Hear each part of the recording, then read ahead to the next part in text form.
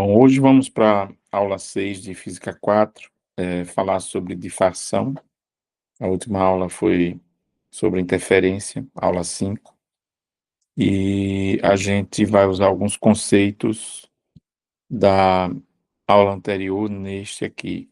São dois assuntos que ficam meio embrincados na física, por isso que eu falei que algumas vezes a gente prefere começar com a difração e depois trabalhar com interferência.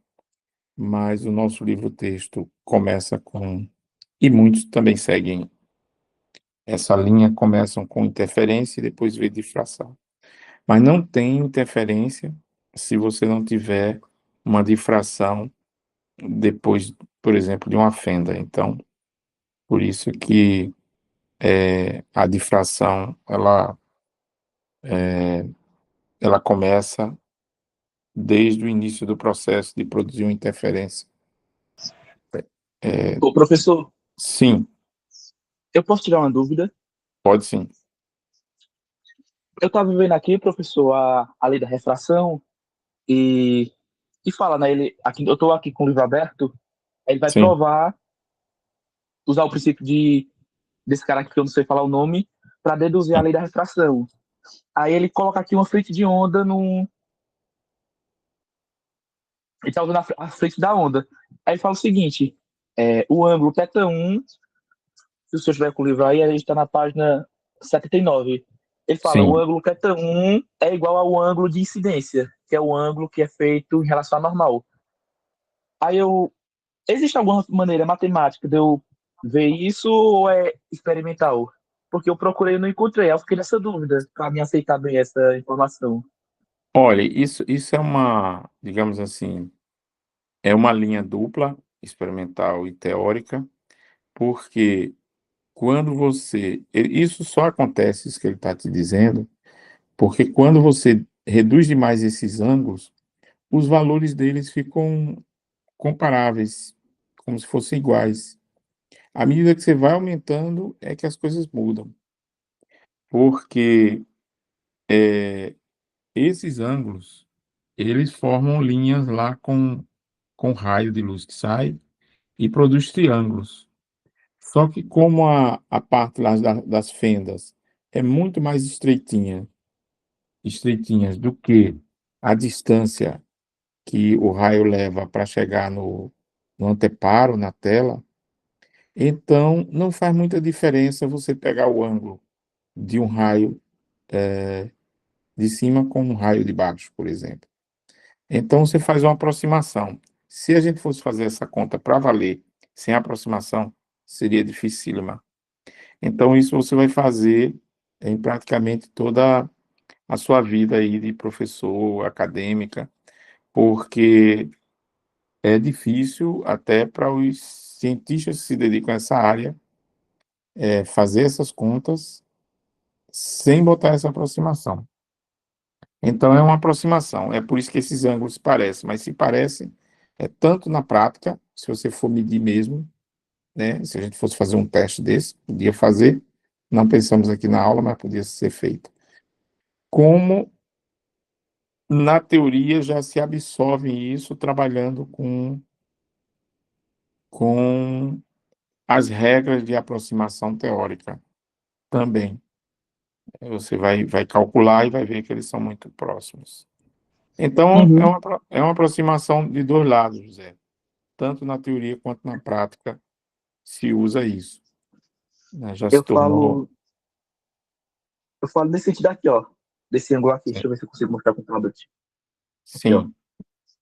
Aqui o ângulo θ1, ele é igual ao ângulo de incidência da normal. Aí eu desenhei triângulos, aí Ah, desenhei, aí eu vi, pronto. entendi. É outra coisa que você está perguntando, né? É isso. Não, Ah, isso é tá. outra coisa. Ali eu entendi bem. Essa parte Sim, aqui só. Por que que esse ângulo de incidência, aqui eu tenho as frentes de onda, né? E está incidindo aqui sim, no meio. sim, Por que que esse ângulo de incidência sim, aqui fala, né? O Halliday fala, mas ele não fala o porquê. Ele sim. fala aqui, Eu te digo, por que que ele é... Aí eu eu te, fiquei com isso na cabeça. eu te digo, deixa eu ver se eu consigo te mostrar aqui. Vou botar minha mão assim e botar um cotovelo. Opa, é difícil mostrar aqui, né? Ah, deixa eu ver um cotovelo aqui. Eu vou botar um cotovelo aqui. O que ele está dizendo para você é que o ângulo dessa parte de baixo do cotovelo é o mesmo ângulo da parte de cima do dedo com a normal. Se você zerar o cotovelo que eu falo do dedo, aqui com a normal, com a superfície, o ângulo da normal da parte de cima do dedo, que eu não estou conseguindo dobrar direito, eu não estou conseguindo mostrar, na verdade, ele também zera. Se é uma coisa firme esse cotovelo, quando você puxar o cotovelo para esse lado e aumentar o ângulo de baixo, também aumenta o ângulo da parte de cima do dedo com a normal. Eles estão ligados em 90 graus. Então, assim, é, é, esses raios que você mostra aí, eles são perpendiculares à frente de onda. Não sei se isso você percebeu. Sim, isso eu percebi. Eu só E não consegui. isso é uma construção teórica, é um modelo. A gente estabelece isso. A gente diz, vamos trabalhar assim, com fluxo de raios, e isso forma frente de ondas. Frente de ondas porque a luz está sempre como se fosse borbulhando e produzindo novas ondas, a partir da outra que a produziu, da vovó para a mamãe, para a filhinha e assim por diante. E assim vem caminhando. Isso é um modelo. Então, nesse modelo, essa frente de onda, que vem como se fossem pessoas marchando, entende? Como se fossem soldados marchando, Uhum. a parte da frente é a frente de onda. Quando, se ela está em 90 graus com a linha de marcha, com os raios que vêm na direção indicada para a luz, quando elas chegam na superfície, tem uma amarração entre a frente de onda e os raios. Aí, se você fizer a frente de onda, opa, difícil mostrar aqui. Mas se você fizer a frente de onda ficar reta com a superfície, se você fizer a frente de onda ficar reta com a superfície, então a, ela vai entrar na direção normal na superfície. E aí, o que zera o ângulo da normal, zera também o ângulo entre a superfície e essas frentes que estão chegando. Então, elas estão ligadas por 90 graus, e isso faz com que, quando você mexe com o ângulo da lateral da frente de onda com a superfície, também mexe com o ângulo dos raios que estão chegando com a perpendicular, que é a normal. Então, como isso está soldado, aí você vai perceber que você mexe com o outro igualmente. Então, isso não é aproximação. É que eu achei que era outra coisa que você estava me perguntando. Isso aí não é aproximação. Isso, teoricamente, é isso que você observa na prática.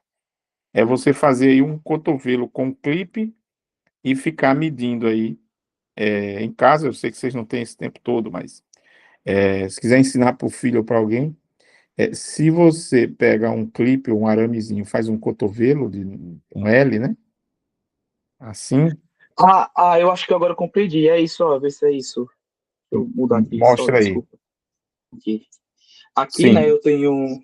isso Daqui que é você está é a frente desenhando. de onda, Isso, aí aqui isso, é o ângulo isso, de incidência. isso. Esse aqui é igual. Agora sim, agora eu percebi, né? Percebeu? Aqui é Você tem reto. outra cor Isso aqui é aí? beta, aqui. Não, não tenho. Isso aqui Não é tem. alfa, aqui é beta, aqui é alfa. Aqui é 90, né? Então aqui tem que ser beta. É, Então esse é, ângulo aqui obrigatoriamente é igual a esse. é igual isso. Entendi agora, é só isso. Você vai ver que quando você mexe com um, o outro mexe igualmente, não é verdade? Eu passei a tarde todinha brigando com isso agora que eu percebi. É só isso É mesmo, professor. Obrigado. porque essas geometrias são muito sutis, sabia? Elas Uhum. são sutis e às vezes a gente não percebe de primeira, não, né? E como professor, às vezes a gente chega rapidamente e só fala para vocês, olha, é assim e acabou. Isso é muito ruim para vocês que vão ser É porque professores. O Halliday ele não diz o porquê. Ele diz é É igual, verdade. pronto. Por que que é igual? Tá, É é só isso, verdade. obrigado, viu? Tem razão. Ele já admite que todo mundo já sabe, mas não é bem assim, não. Viu? É bom perguntar mesmo. Pronto. No início eu só confundi, achei que você estava perguntando outra coisa de difração, mas está certo, é isso aí que você disse. Não é aproximação, esses ângulos são iguais mesmo, tá? Uhum. Vamos lá. Aí veja, já que você me mostrou aí uma figura de, não, aí foi da frente de onda, né? Mas podia ser de raios refletindo também, né? Aí é um pouco diferente, porque há uma obediência de um raio refletindo na superfície, que as duas partes terem ângulos iguais em relação à normal. Ele não forma um cotovelo, né? Cotovelo aí é só porque a direção dos raios é sempre perpendicular à direção da frente de onda, né? A direção por onde os soldados marcham é sempre perpendicular à direção da frente do pilotão, né? Então, essa mesma coisa que a gente falou aqui acontece com o pilotão de soldados. É isso. Então, vou aqui pegar uns slides para a gente falar um pouco sobre esse assunto de hoje.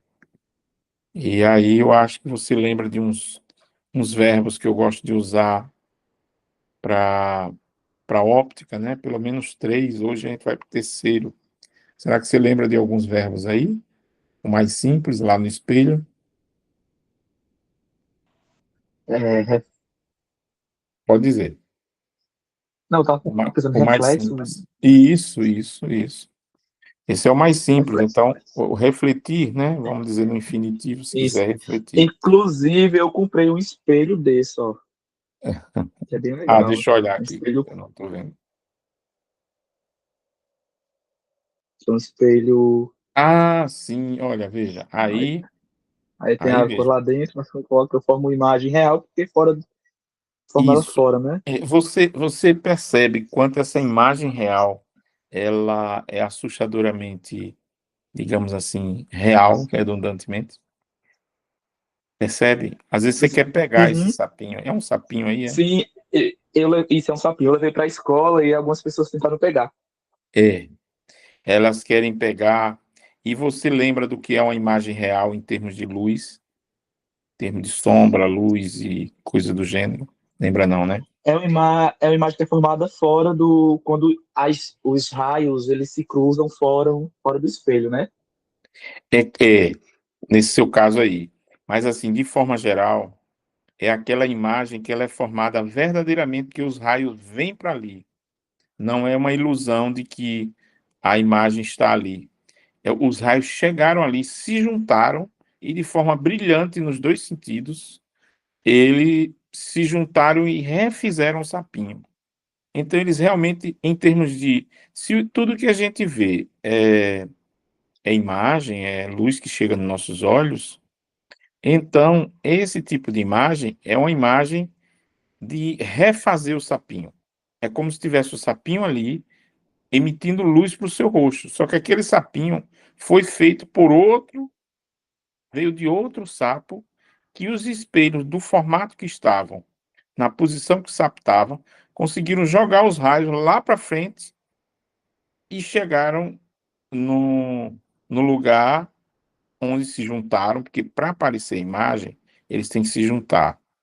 Se eles não se juntarem, fica algo, digamos assim, ralo, não vai formar, você não vai ver. Então, eu acho que eu falei em algum momento para vocês lá no início, de que a luz, ela bate nas.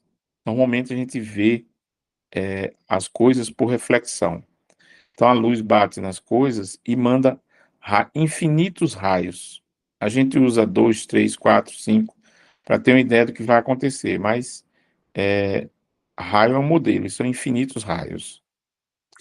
E aí, quando eles se juntam, eles formam de novo aquele objeto. E se você está olhando para onde eles se encontram, aí você vai ter uma sensação de realidade muito maior. Porque não é o raio que se foi para algum lugar e você sente a imagem ali, pelo prolongamento e tal. Não. O É, pior a não é luz nada, chegou. professor, é que se colocar uma lanterna nele, parece que eu estou iluminando realmente ele. Exatamente, ainda tem mais essa. Veja, veja que coisa impressionante, né? Porque aí você tem um espelho esférico, né? E aí nesse espelho esférico, você botou as coisas numa posição do foco em que os raios de luz vão lá embaixo, eles voltam e acabam formando a imagem em cima. Aí é como se você estivesse vendo de fato. É como não, você está vendo, é o objeto. Só que a parte material do objeto está lá dentro. Mas se é para ver e ver real, a parte de cima é luz real. É isso que quer dizer. Entende? E se você botasse uma lâmpada lá embaixo, aí você ia ver a lâmpada em cima acesa. E aí a sensação é que pode pegar. É incrível, né? Tem até mágica com isso, onde você esconde esse espelho dentro de uma caixa. Na antiguidade se fazia isso com a caixa de madeira e deixava um furo para os raios passarem. Aí você, na verdade, não precisava disso. Você podia pegar um espelho grande e fazer a caixa ocupar mais ou menos metade do espelho. Embaixo da caixa, você bota uma luz de cabeça para baixo, uma lâmpada, ela bate no espelho sem ninguém perceber direito, reflete na parte de cima, porque você pode configurar um espelho de foco tal que a imagem que está embaixo, de cabeça para baixo, ela aparece em cima, na mesma posição, digamos, de cabeça para cima, só que essa é uma imagem que os raios de luz vêm e formam mesmo. Então, embaixo você bota uma lâmpada de cabeça para baixo, ela aparece em cima, de cabeça para cima. E é incrível que essa lâmpada, ela é, para nossa, ela é real, ela não é material, mas ela é real em termos de imagem, é uma imagem de luz mesmo, de luz, não é, faz de conta não. Então, assim, o que é faz de conta é que esse efeito forte pode dar a impressão de que a matéria também está ali, a matéria que produziu a luz, mas não está. A matéria que produziu a luz está lá embaixo da caixa. Então, assim, é um espelho onde você bota um caixote de madeira que vem aqui, aqui e aqui embaixo, só que deixa uma distância para que a luz chegue no espelho, mas embaixo desse caixote, aqui nessa parede, digamos assim, no céu da boca, você põe uma lâmpada de cabeça para baixo. Aí os raios batem aqui, ela aparece em cima, os raios vêm para cima e forma a lâmpada de cabeça para cima aqui. Então as pessoas pegam, porque não tem como não ser uma lâmpada, entende? Quer dizer, tentam pegar, né? Aí percebem que não tem nada. Então isso era uma das mágicas feitas antigamente. E o mais interessante era você estalar o dedo, e na verdade você estava apertando um interruptorzinho ali silencioso, estalar o dedo e a lâmpada desaparecer. Essa experiência você também pode fazer, é incrível, né? E esses espelhos você compra como espelho de banheiro, tem em algumas lojas assim, mais simples, não sei se tem, mas é possível que em loja que vende muita coisinha para casa, tem espelho de banheiro para ver o rosto grande, para ver detalhes no rosto. Então você pode comprar um espelho desse, montar uma caixinha, mesmo que seja de papelão, espelho aqui, côncavo, e você monta a caixa pela metade, e o que você botar aqui embaixo iluminado, ou uma lâmpada, já que ela própria emite luz, pode ser a lâmpada de LED, ela mostra a imagem em cima. Tem que só calibrar o ponto onde o objeto fica e mostra a imagem dele acima no mesmo ponto. Ou um pouquinho deslocado também não tem problema não. Mas assim, é interessante como as pessoas vão achar que a lâmpada real, material, está em cima, né? Então isso é imagem real, por isso a força. Mas gostei do brinquedo aí que você comprou, viu? Acho que dá vontade de pegar esse sapinho aí. Ele deve até saltar meio em 3D do pote onde ele está, porque como ele é real, a luz chega em 3D mesmo acima dele, ela chega, não é só impressão não. Muito bem, isso para dar aula, se é para suas aulas, eu acho que é interessante. Aí, agora a gente vai falar de umas coisas assim mais diferentes, digamos assim, nessa da óptica geométrica. E aí a gente vai falar dessas figuras aí que explicitam a ondulatória. Então, deixa eu botar aqui na minha tela. Deixa eu ver se eu consigo compartilhar só a janela para vocês. E se eu consigo botar. Deixa eu ver aqui como é que fica. Ah, não. É melhor eu.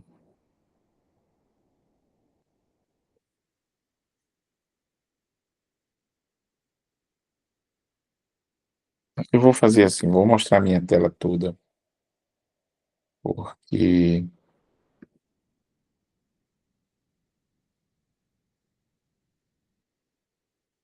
qualquer coisa aí, Gil, fala comigo, tá vendo melhor que eu. É, pois é, então hoje a gente vai ver esse novo fenômeno que você já viu em algum momento em ondulatória, tanto ondas da água, ondas de som e algo do gênero, tem também na luz, porque a luz tem propriedades ondulatórias. Então, essa imagem que você está vendo aí, talvez você já tenha visto na água. Se você, até criança brincando numa poça d'água, coloca uma barreira de terra ou de barro para a água passar e faz um furinho, quando com a madeira ela agitar um lado da água, o lado aí com ondas retas, digamos assim, quando a onda for sair do outro lado, ela enxerga, ela sai produzindo, todos os pontos para ela são pontos de novas fontes. Mas quando ela encontra esse furinho aí, ela se abre como uma nova fonte, circular, né? Tem essa propriedade esferossimétrica. E aí, fica esse efeito interessante de leque, mas isso vai dar, vai levar a vários outros efeitos interessantes que a gente vê na luz. Uma fenda simples, que pode ser produzida na água, como eu falei, permite que você veja também que quanto mais você diminui essa abertura, maior é essa força de leque, de se abrir, né? Então, relembrando aí os verbos, você relembrou um verbo aí da óptica, o primeiro, qual foi mesmo? Reflexão. Isso, reflexão. Talvez você não se lembre do segundo, que é reflexão, né? Bateu, voltou. E aí tem aquela questão de o mesmo ângulo em relação ao normal para o raio que bate, para o raio que volta. E tem aquela que entra no material e muda de caminho. Você lembra do nome? A refração, né? Quando refrata, Isso, quando a luz procura isso, o caminho mais rápido.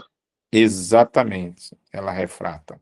Então, refletir, refratar, e talvez você adivinhe qual é esse agora novo. É, o difratar, né? Exatamente. Então, o efeito que você está vendo aí é o efeito de difratar. E esse efeito de difratar a luz sente mais quando há um aperto nessa abertura, e esse aperto se aproxima um pouco também da do comprimento de onda. Então, à medida que se aproxima do comprimento de onda, ela abre mais esse leque.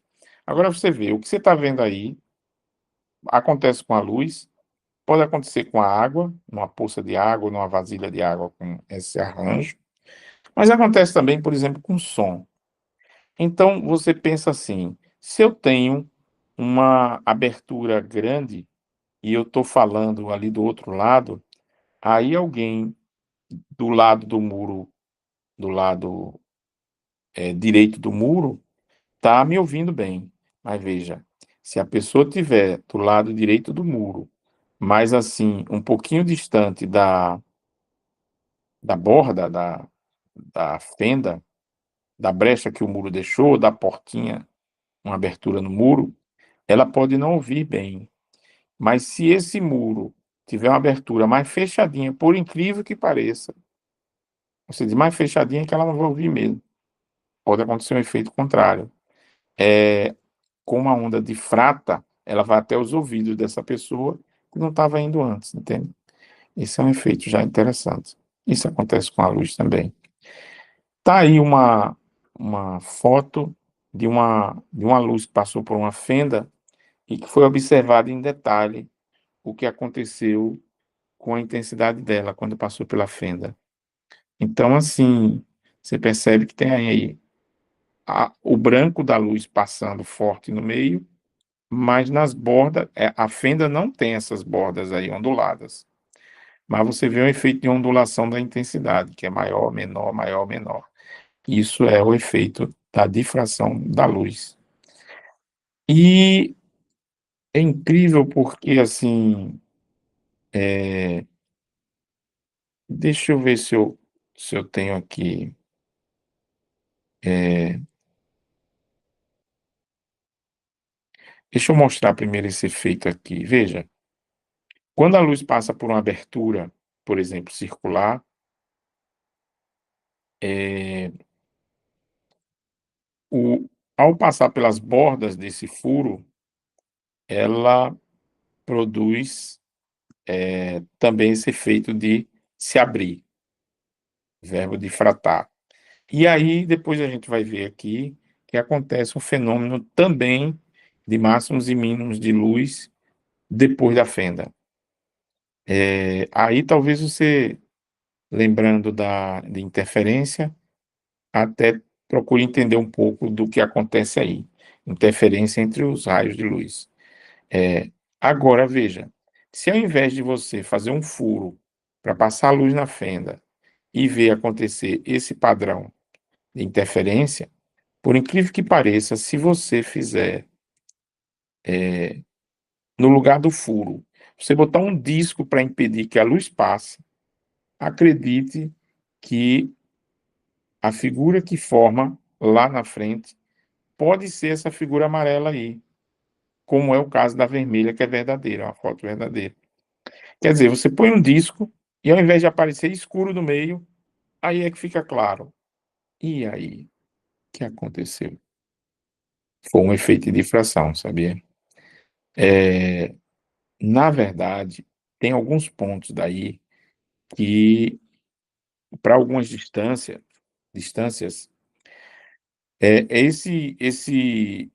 como esse disco realmente impede que a luz passe, aí o, o máximo central aí desse padrão pode ficar escuro.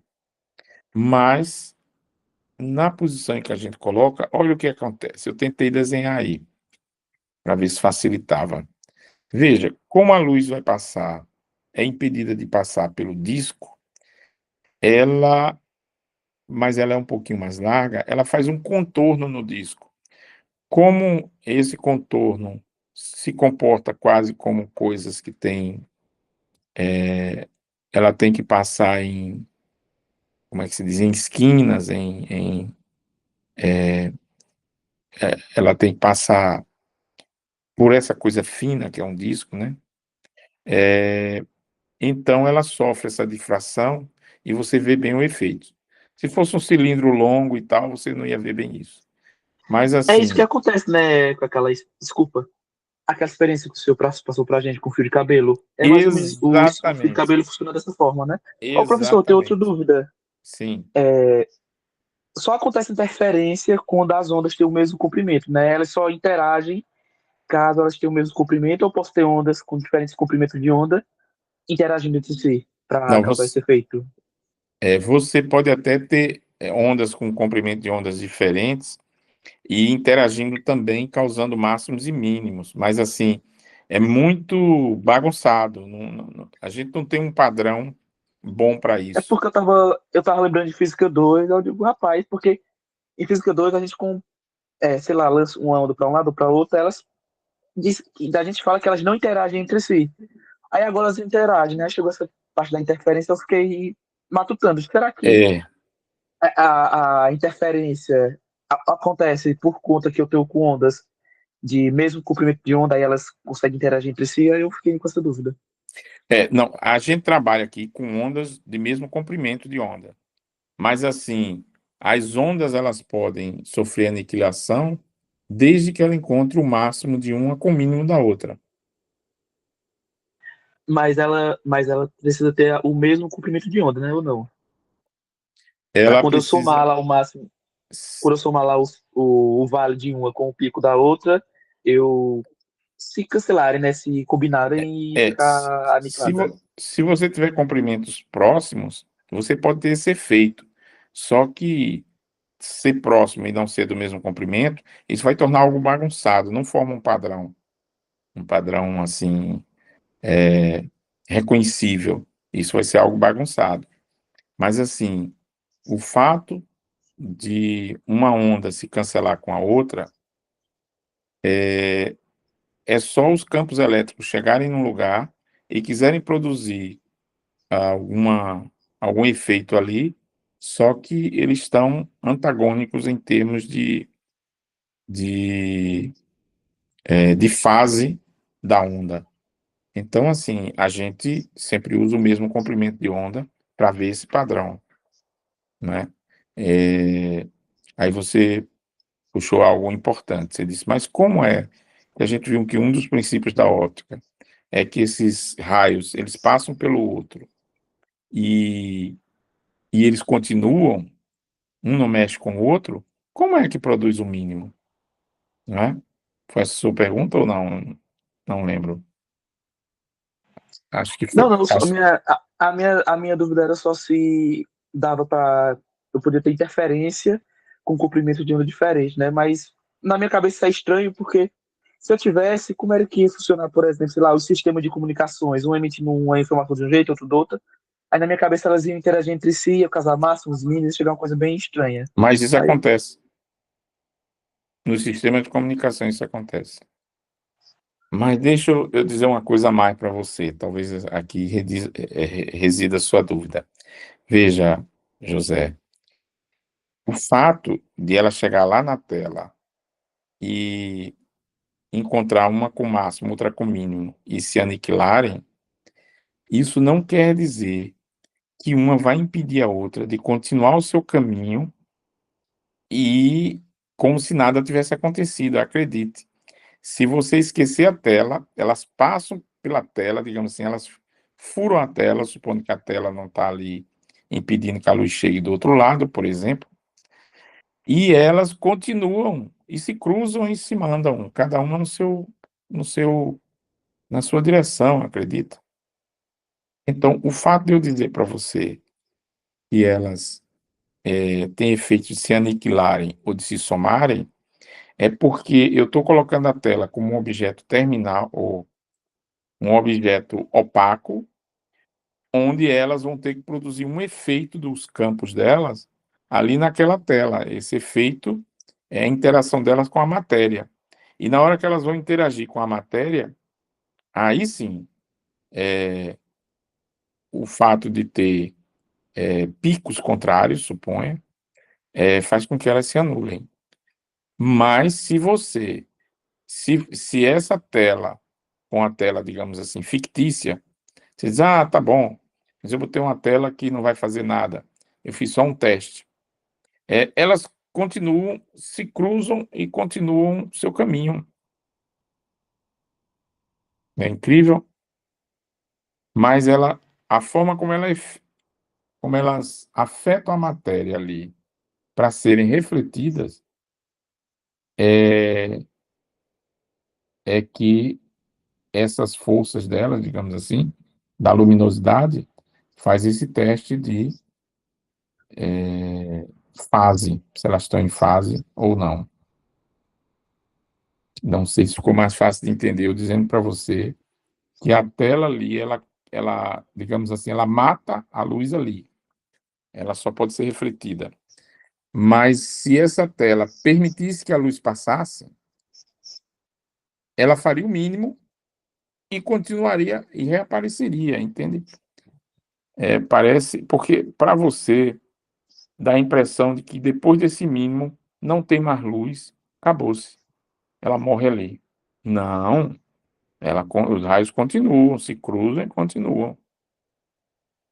Mas se você quer parar ali o efeito deles, quer dizer, agora trabalhem nessa matéria que eu estou colocando aqui, nessa tela, é, que vai mostrar como é que vocês estão. Aí sim, aí você vai ver os máximos e os mínimos. Pela soma destrutiva ou pela soma sinérgica, né? Essa soma que dá um efeito de adição. Não sei se ajudou a esclarecer. Continua aquele princípio, viu? Um raio passa Uhum, não pelo entendi outro, agora. entendeu? Se deixar eles vazarem pela tela, eles vazam e realmente o que aconteceu ali, ninguém mexe mais com o outro, não. Continua. Não morre ali, não. A gente é que força a barra. Morra aqui para eu ver sua reflexão. Aí é como se você tivesse uma tela, e você pode pegar essa tela e você pode ir seguindo um pouco, suponha, seguindo um pouco na linha do que as ondas vão, aí você ia vendo máximos e mínimos de vários tipos. Isso ia mudando, entende? É isso. É realmente um conceito muito abstrato. E quando eu falo para você que as ondas se encontram com máximos e mínimos, são seus campos elétricos. Elas têm campos elétricos e magnéticos. Mas o que normalmente tem um efeito forte na matéria é o elétrico. Acho que você já viu aqui alguma vez que a gente falou que, em termos dos nossos sistemas de medidas, o campo elétrico é milhões de vezes maior que o magnético, porque é a velocidade da luz vezes o É a magnético. definição, né? Definição, né? Basicamente, divide o campo elétrico pelo campo magnético e obtém a velocidade da luz, algo do tipo, né? Não lembro. Mas isso foi o padrão, mas esse é o Uhum. padrão que a gente usa para as medidas. Então, assim, isso também é real. O fato de o campo elétrico, numa onda dessa, ser muito mais forte que o campo magnético, isso é real. Então, assim, o efeito que eles produzem na matéria também. Então, é por isso que nós físicos, quando vamos estudar esse efeito na matéria das ondas eletromagnéticas, e até para simplificar, a gente dá atenção ao campo elétrico. Só dá atenção ao campo magnético se acontecer de algum efeito de muita sensibilidade para campo magnético na matéria. Mesmo assim, não é comum. Quando você fala de polarização da luz, você não fala da polarização, digamos assim. Você fala da polarização do campo elétrico, você se refere muito a ele, entende? Então, quando eu digo para você que os raios de luz, naquela parte da tela, eles se aniquilaram, aí você pensa, pronto, acabou a luz. Depois disso não tem mais luz. Tem, é porque a matéria ali vai engolir aquela luz e devolver, engolir que eu falo é absorver ou refletir, mas se a luz consegue passar, ela sai, vaza de um lado e vaza do outro, como se não tivesse acontecido, entende? É isso.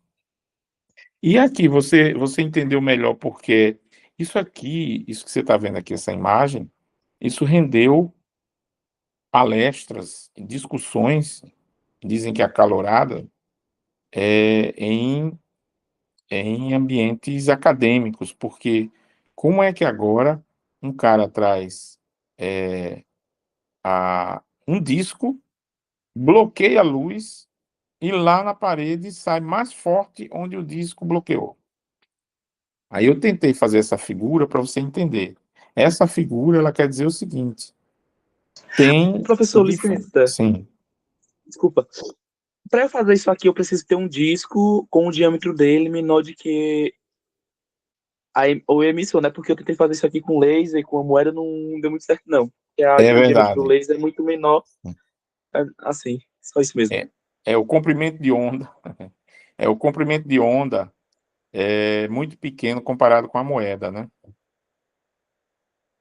Não é isso? Isso, Então, assim, para você ter esse efeito aí de a difração ser alta, porque veja, José, se a difração for baixa, o que acontece aí é que a luz vai passar de um lado da moeda e não vai mais voltar para o meio direito, vai voltar lá para o infinito, sei lá, e, e passar por baixo, suponha, e também não volta mais. Então, ela não se encontra para fortalecer o máximo de luz no meio.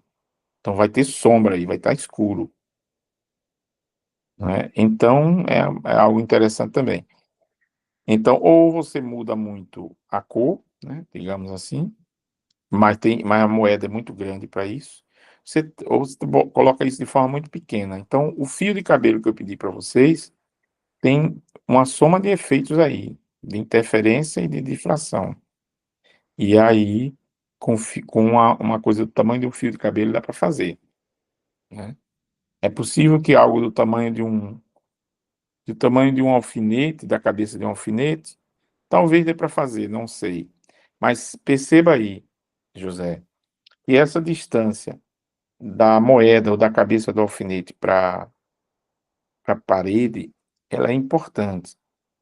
Porque esse cone que eu coloquei sem cor, na verdade, ele é escuro, ele é a sombra, é sem luz. Então, se esse, se essa cabeça aí é grande, esse disco, ele vai ficar sem luz por muito tempo, por um espaço muito longo, digamos. Então, quanto menor for esse disco, mais rapidamente, primeiro, vai ter uma difração maior, vai difratar mais, e aí eles vão se encontrar no meio, reforçarem-se e produzir um clarão onde era para ter sombra. Essa foto que você está vendo aí é uma foto real, em vermelho, de um disco colocado na frente de um laser, né? Então, você tentou fazer, mas foi bom ter tentado. Físico tem que, muitas vezes, tentar mesmo. E aí, eu até fiz aqui um desenho desse cone aí, José. Olha, então, assim, quanto mais afastado da parede, até um certo limite, vai ser mais fácil ver esse reforço, né? Mas o que é curioso você botar um disco para fazer sombra e, de repente, é onde a luz fica mais forte, né? Graças à difração. E aí, esse efeito de difração tem a conta que você faz para achar onde é que fica escuro, onde é que fica claro, envolve aquelas aproximações que eu achei que era a sua dúvida, né? Então, a gente já viu interferência produzida por duas fendas, que dá origem a duas fontes, e que se interferem lá depois. Aqui nesse novo efeito, você já vê um padrão desses de máximos e mínimos com a fenda só, porque mesmo tendo uma fonte só, a luz que se difrata e se abre, os raios, ela também encontra a si mesma. Os raios que se abriram, às vezes um vem de cima da fenda, outro vem de baixo, outro vem do meio, e eles se reencontram lá no anteparo. E aí você também vai ter os efeitos de soma e subtração. E a gente mede muito isso pelo comprimento de onda pela metade, quer dizer, uma onda se aniquila com a outra, usando o fato de terem o mesmo comprimento de onda, como você falou, quando a fase dele se encontra de tal forma que, pela metade do comprimento de onda de uma, ela encontra com a outra. Aí dá esse efeito de a parte, digamos, positiva se encontrar com, digamos, a parte negativa da onda. E aí a gente pode medir os mínimos. A gente aqui vai começar pelos mínimos. E aí tem aquelas mesmas contas de que a gente aproveita esses triângulos. Veja que tem um triângulo amarelo e eu pintei um triângulo de azul. O triângulo amarelo está lá na fenda. O triângulo azul é o que segue com os raios de luz até a tela.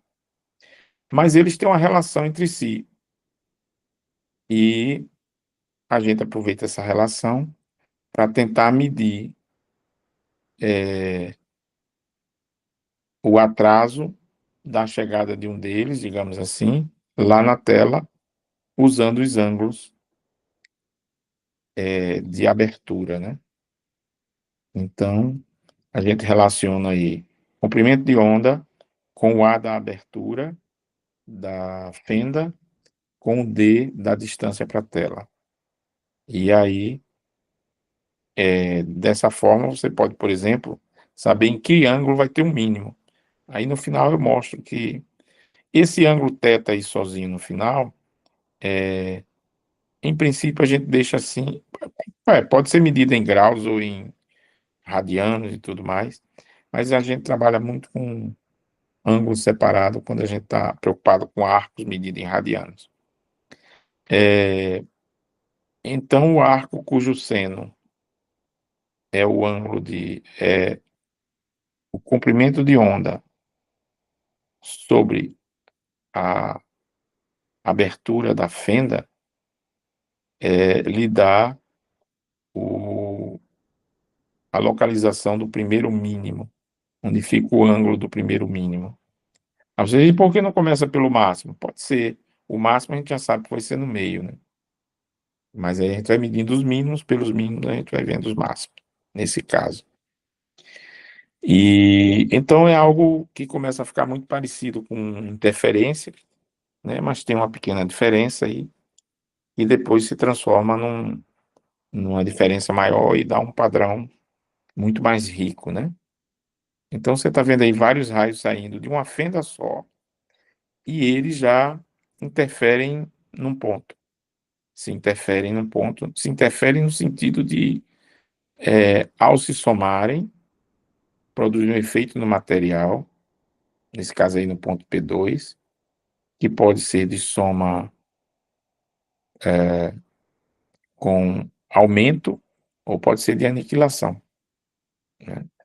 Aí ele está dando um exemplo, como a gente está calculando os mínimos, a gente quer saber como é que esses raios se cancelam lá no ponto P2. Enfim, e aí a gente vai relacionar esses ângulos e depois a gente vê as, é, as simplificações que a gente pode fazer com o fato de serem ângulos muito pequenos, porque normalmente essa tela, esse D é muito grande comparado com a abertura da fenda. Aí está exagerado, mas normalmente é assim. E aí aparecem figuras muito interessantes, como por exemplo, uma lâmina de gilete, dessas antigas. Quando você passa por ela, luz monocromática, como você disse, com o mesmo tamanho do comprimento de onda e numa normalmente isso é produzido em laboratório, com em situações muito propícias para você enxergar o que acontece nas bordas com a luz, aí no caso uma luz azul, você vai ver padrões interessantíssimos, né? Então assim, a borda sem ser uma fenda também produz padrões?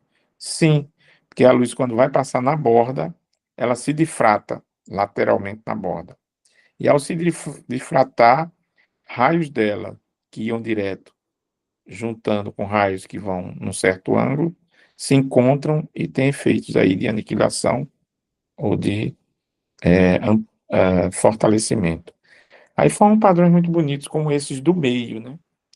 Porque no do meio você tem raio difratado de um lado, raio difratado de um outro, e eles se encontram. Então você vê aí que temos que são pontos escuros, outros são linhas claras, linhas escuras, outros circulares, né? Muito interessantes.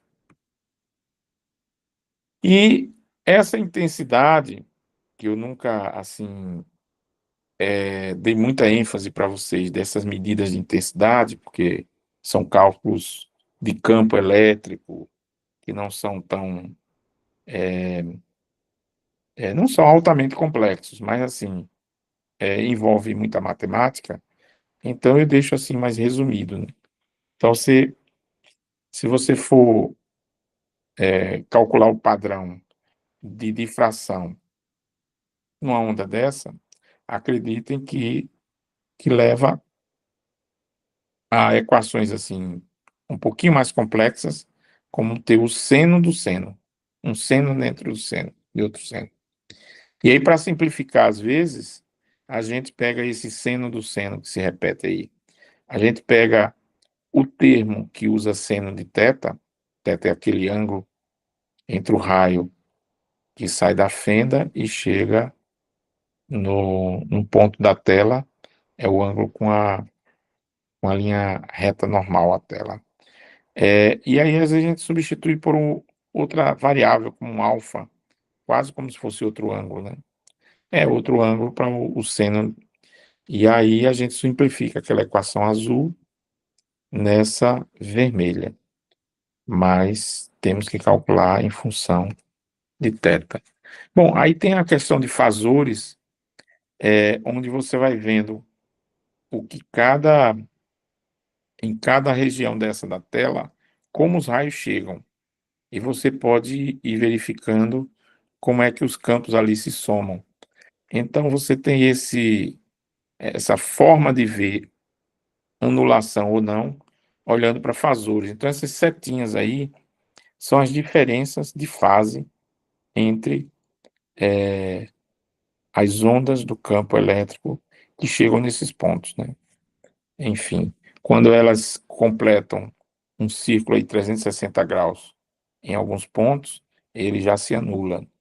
Quando isso é um pouquinho maior, um pouquinho menor, então aparece luz e os campos dão algum valor na soma. Enfim, e aí, quando você não tem nenhum um círculo desse fechado com esses fasores, como por exemplo a reta que aparece embaixo, você está no centro do, do, do padrão, né, da tela, onde todo mundo que está chegando lá no centro está chegando com o mesmo, digamos assim, com uma fase que não vai mudar de ângulo para dar um círculo. Então, você é o único lugar onde você tem aí um máximo geral. Enfim, é uma outra forma de ver, também a gente não vai passar muito tempo com isso não. E a abertura circular, já que a gente falou daquele disco que era mais difícil, a abertura circular é o mais normal de ver. Aí aqui a gente não vai fazer as contas de como seria essa relação do ângulo com o comprimento de onda, a abertura, que é o diâmetro desse furo, mas isso já foi feito matematicamente. Aí já não dá o π que a gente queria lá, ou coisa do gênero. Aí dá 1,22. Isso é calculado, tá? A gente não vai calcular aqui, mas é calculado. Se for um círculo, o seno desse ângulo, que é um parâmetro importante, dá 1,22 comprimento de onda sobre a abertura aí que é relacionada ao diâmetro D. Pois é, então se a luz aí for direto para o anteparo de fenda, ela sai difratada, abrindo mais e interferindo com ela mesma, digamos assim, produzindo esses padrões de claros e escuro. Essa foto que você está vendo aqui, em vermelho, também é uma foto real, mas essa aqui é uma foto de uma fenda circular. Aquela outra foto que você estava vendo lá é uma foto também real, essa foto aqui, só que de um disco. Você não vai ver muita diferença, né? Dependendo da posição do disco tá. Então, essa aqui é de uma fenda circular. E, e aí, o que vocês vão fazer é usar essa fórmula aí com esse 1,22. Se tiverem muita curiosidade de saber, eu posso mostrar para vocês de como é que eles encontram, mas é esse valor. Esse, esse, essa medida que a gente tem aqui,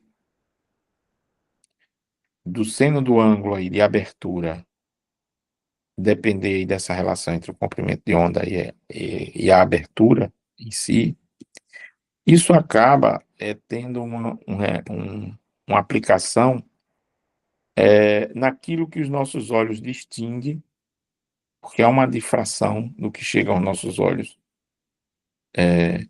dependendo da fonte, da distância, enfim. Então, assim, por exemplo, quando a gente olha para estrelas, pode ser que a gente veja um ponto só sendo duas estrelas. Então, aí o tempo todo tem duas estrelas, tá? Só que na esquerda você não faz essa distinção. Então, existe uma relação entre resolução, quer dizer, resolução no sentido de resolver o que é que você está vendo, no sentido de nítido, né? Nitidamente o que é que você está vendo, ou não. Então, assim, duas estrelas muito próximas, como a distância é grande e tem um efeito de difração associado, então você pode ver como uma estrela só. Essa da esquerda são duas. Essa da direita também são duas. Mas na direita você consegue distinguir que tem duas coisas ali juntas. E o limiar de você ver se são duas ou se é uma só é, é um limiar aí que foi calculado pelo Ray Light, esse cientista, ou como se quiser dizer Rayleigh, pode dizer também, é, e tem esse ângulo dele em que ele é calculado pela aquela fórmula lá do círculo, do seno de θ, só que como esse θ é muito pequeno, o valor do seno é praticamente o valor do ângulo, tá? Até porque esse ângulo ele pode ser medido em radianos, eu não sei se você lembra de radianos, mas você pode medir um ângulo em grau, mas você também pode medir o tamanho, como se estivesse usando uma fita métrica de alfaiate, medir o tamanho desse arco e comparar com raio.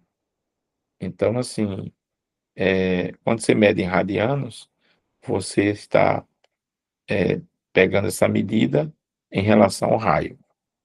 E aí, isso é um ângulo. E esse ângulo, ele é o arco cujo seno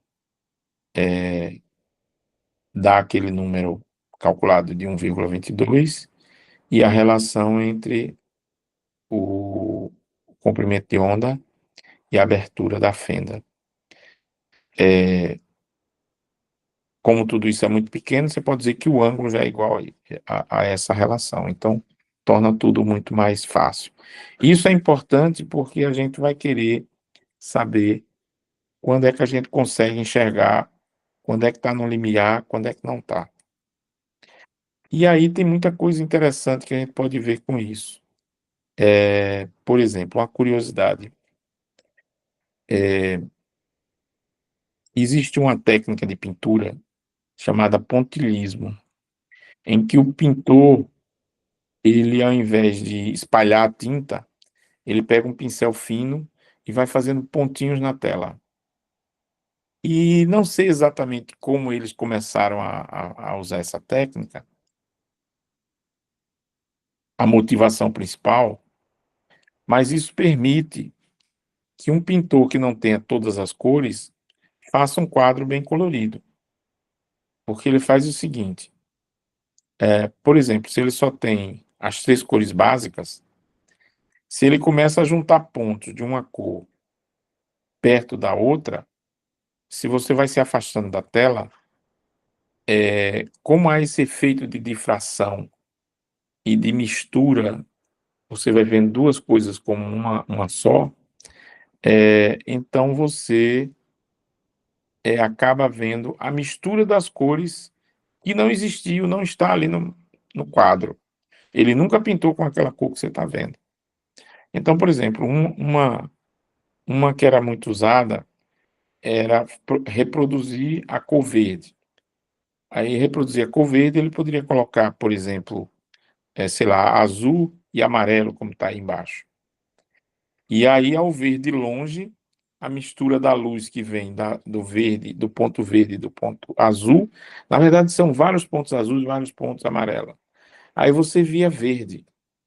E à medida que você vai se afastando desse quadro, você vai vendo alguns efeitos.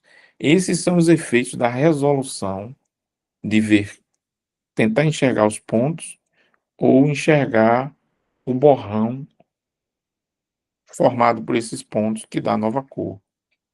Então acredite que esse quadro não foi pintado com todas as cores que você está enxergando aí. Muitas dessas cores é resultado da, da magia, de como elas se misturam, a luz que sai dos pigmentos se misturam para nos dar uma cor, né? E aí a gente pode aproveitar, porque esse limite é o limite de Relight, que está aí com esse θr, que a gente já viu, e fazendo a aproximação aí embaixo tem a distância L dos nossos olhos para alguma coisa que a gente quer enxergar longe, como por exemplo os pontos do quadro, e a distância D como a distância entre dois pontos desses. Então, o seno desse ângulo, aproximadamente, daria esse D sobre L. Mas, isso também podia ser a tangente, né? Mas aí a gente pode relacionar direto com o, o ângulo θ, juntar essas duas coisas, esse limite de enxergar cada ponto ou a soma deles, a junção, e aí a gente pode calcular qual é o L para esse limiar. Então, se você tiver a distância entre os dois pontos que você quer enxergar e a abertura, na verdade, esse A aí é o D, viu? Esse A é o D. É porque a gente usa esse A em interferência de um jeito, em difração do outro, às vezes a gente faz a confusão. Mas esse A aí do θr é o D que está embaixo. E você pode calcular essa distância onde você começa a deixar de enxergar mais de um ponto para ter o efeito de ver aquilo como um ponto só, uma aglomeração. Como esse desenhozinho aí embaixo, que tem amarelo e azul, seria visto, por exemplo, como verde, a muita distância, a uma distância considerável. E se você tiver duas fendas e for olhar esse efeito, você acaba olhando, vendo algo misturado. As duas fendas têm o efeito de interferência e também tem esses efeitos que a gente discutiu de difração. Então forma algo um pouquinho mais complexo, né? Veja que se for calcular o que é que se aniquila e o que é que se soma, aí dá essa complexidade aí, que é essa equação azul, né? Onde você tem as variáveis alfa e beta, onde beta tem a ver com o diâmetro dos furos, que é o D de dado aí embaixo, seno de θ, πd de dados sobre o comprimento de onda vezes seno de θ, e o alfa tem a ver com a distância entre fendas, né, e o comprimento de onda, eh, e você pode relacionar isso com seno de θ.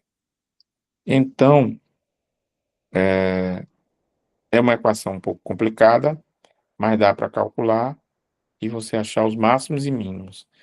Isso acontece porque no padrão de interferência você tem esses máximos e mínimos aí, mais regulares, que vocês estão vendo bem fininho, azul. E o padrão de interferência, ele vem com linhas que são como essa vermelha aí pontilhada. Então, os efeitos de interferência, acabam sentindo os efeitos da difração, e às vezes onde a interferência produzia um pico, a difração vai lá e se soma negativamente, digamos assim, esse pico, e subtrai o pico. Então o que se produz é algo que não é interferência completa, nem a difração completa. O da difração se sobressai, como se fosse um pacote. Mas se você olhar em detalhes, vai ver que dentro dela tem as oscilações que vêm do efeito de interferência. Então ficou uma figura interessante, curiosa, que é essa figura aí. Então, assim, as linhas mais regulares que a gente está vendo aí vêm do efeito de interferência, nos seus máximos e mínimos. Tem um envelope de difração, quer dizer, as linhas, se fosse puramente de difração, como se fosse de uma fenda só, seriam essa linha sinuosa mais enlarguecida, essa curva, que eu estou chamando de um envelope, mas o que a gente vê é um efeito somado, que é esse de baixo. E se a gente fosse olhar só para a difração, a gente viria como se fosse esse padrão que está aí no meio, em vermelho, num anteparo escuro, que a gente mais ou menos já conhece. Mas o efeito que a gente vê quando tem duas fendas é um efeito somado de difração e interferência, então aparece esse que está aí embaixo, que até tem os picos de difração mais pontilhados, vocês vão ver uma certa, uns certos pontos de luz dentro de cada pico de difração, que no gráfico é esse aí de baixo. Eu até aproveitei e botei aqui peguei esse programa muito fácil de usar, simples, da Apple, que é o Grapher, esse de baixo, e eu aproveitei para fazer o seguinte: vou botar aquela fórmula, essa fórmula azul, não, na verdade eu usei, comparável à fórmula azul, eu usei essa aqui. E, e vou fazer o seguinte: eu vou começar a mexer na relação entre a fenda e, e o comprimento de onda. E aí eu peguei uma primeira relação, que é a fenda sobre o comprimento de onda tendo uma relação de 1:6. Quer dizer, o comprimento de onda é muito menor do que a fenda. Então, o que acontece com o padrão que vai formar lá no anteparo? É o que for dado por essa forma da intensidade. E o que a gente vê lá é que ela oscila com luz forte, que é essa primeiro gráfico, longe do zero, a uma oscilação suave.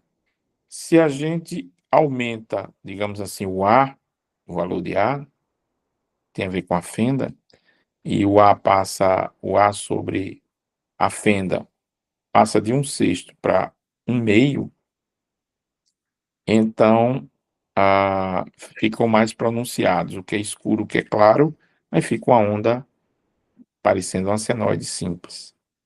Quando a gente aumenta mais o valor de A, aqui o A é igual ao comprimento de onda, então você começa a ter o mínimo zerado lá embaixo, aqui que é essa da esquerda. Aí eu fui aumentando um pouquinho para ver o que acontecia. aumentei essa relação entre A e comprimento de onda para 1,1, quase nada. E aí vocês talvez não percebam aí, mas onde tinha esse poço aí do mínimo, começa a aparecer alguma coisa. E quando eu aumento um pouquinho mais ainda o A, e essa relação passa a ser de 1,5, aí você começa a ver que se levanta no poço uma outra estrutura, com algum máximo começando a aparecer. Levando isso mais adiante, quando o A é 2 vezes o comprimento de onda, nesse caso aqui, aí sim, aí você começa a ver outros máximos pequenos entre os máximos grandes. E o máximo grande começam a ficar mais estreitos. Aí embaixo, você vê o A sendo 5 vezes o comprimento de onda, e aí aparecem vários máximos e mínimos ao redor dos máximos principais. E assim vai para A 10 vezes o comprimento de onda, e para A 50 vezes o comprimento de onda que vocês não veem aí, mas está cheio de máximos e mínimos aí para o final. Enfim, eu vou parar por aqui, porque a gente vai ver depois algum exercício. E, e assim, é, essa é.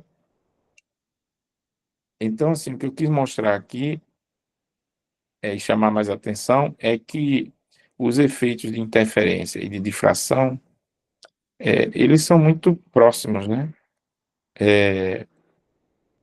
E um é causado pelo outro. Aí a gente faz uma separação. A separação que a gente faz é o seguinte: interferência puro é quando você tem mais de uma fenda e o que vem de uma fenda interfere com o que vem da outra. Aí forma um padrão.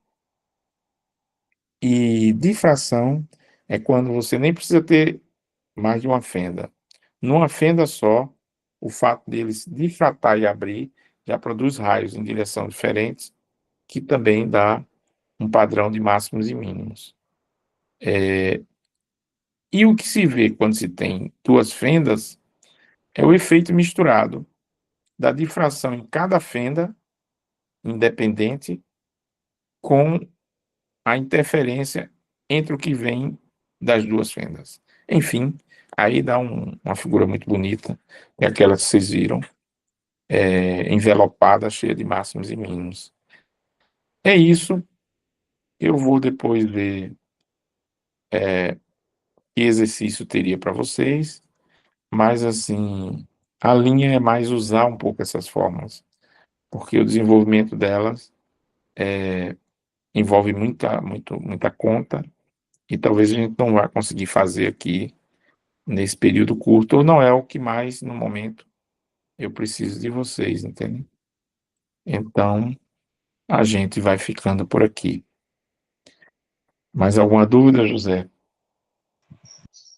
Não, não, professor, as dúvidas que eu tinha mesmo só eram aquelas mesmo. Obrigado. Viu que fica grande, né, a conta?